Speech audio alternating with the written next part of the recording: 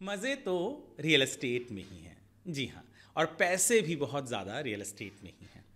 शायद यही एक कारण है कि पहले हमें कभी कभार सुनाई दिया करता था कि भैया कोई घर बिका है, वो भी लाख रुपए पर स्क्वायर फीट के ऊपर।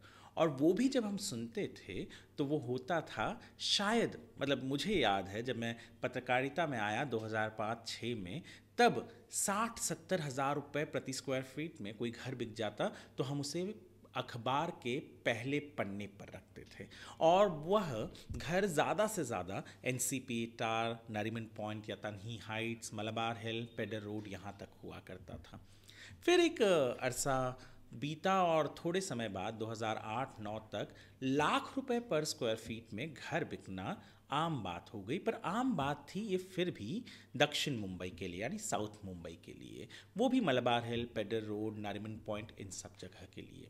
धीरे धीरे धीरे, मुझे आज भी याद है 2014 में या 15 में मैंने एक आर्टिकल लिखा था जहां बांद्रा में एक घर बिका था कुछ 98,000 रुपीज़ पर स्क्वायर फीट पर वो भी इकादा थे।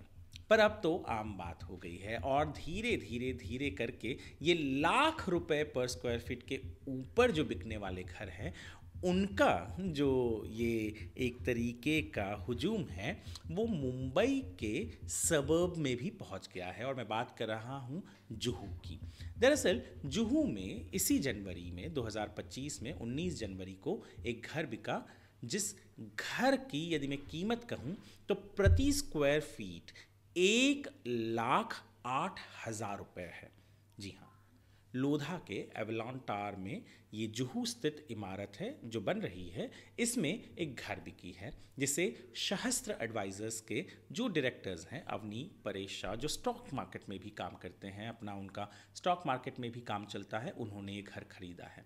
कुछ 9,863 स्क्वायर फीट का ये घर उन्होंने 106 करोड़ और 50 लाख के ऊपर की कीमत देकर अदा करके उन्होंने ये घर लिया है। 6 करोड़ से ज़्यादा तो इस घर का स्टैंड ड्यूटी ही उन्होंने भरा है। और इस घर के साथ उन्हें 5 कार पार्क भी मिली हैं।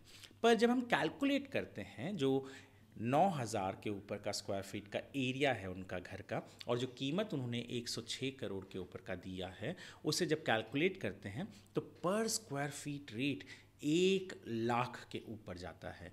ये बहुत ही आम बात नहीं है, क्योंकि हम बात नहीं कर रहे हैं किसी साउथ मुंबई के इमारत की, हम बात कर रहे हैं जुहू की। जुहू में अब कह रहे हैं, वहाँ के लोकल ब्रोकर्स से जब हमारी बात हुई तो उन्होंने भी ये कहा कि भैया वरुण भैया, अब ये रेट इतना चलता है यहाँ पर।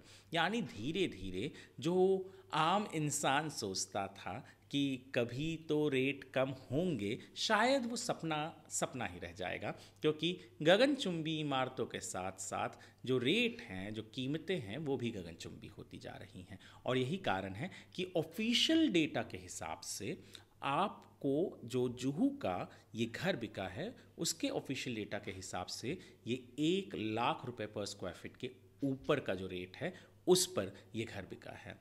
आम इंसान कहाँ जाएगा, ये सवाल का जवाब मेरे पास तो नहीं है, पर आम इंसान की परिभाषा भी बदली हुई है। आम इंसान का जो डेफिनेशन है उसमें एक बहुत बड़ा बदलाव आया है। और मुंबई हमेशा से कीमती ही रही है, तो इतने आंखें फैला कर या आंखें चौंधिया दे शायद अब ये सारे रेट इतने नहीं लगते हैं।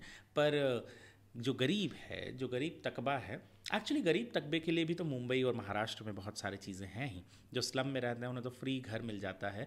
अगर आप एक सर्टन डेट के ऊपर आपका स्लम रहा है, आप उस स्लम में रह रहे हैं, तो ये जो मिडिल क्लास है शायद उनके लिए थोड़ी सी चिंताजनक बातें हैं कि रेट्स बहुत ही ज़्यादा बढ़ते जा रहे हैं और वो जाएंगे तो जाएंगे कहाँ।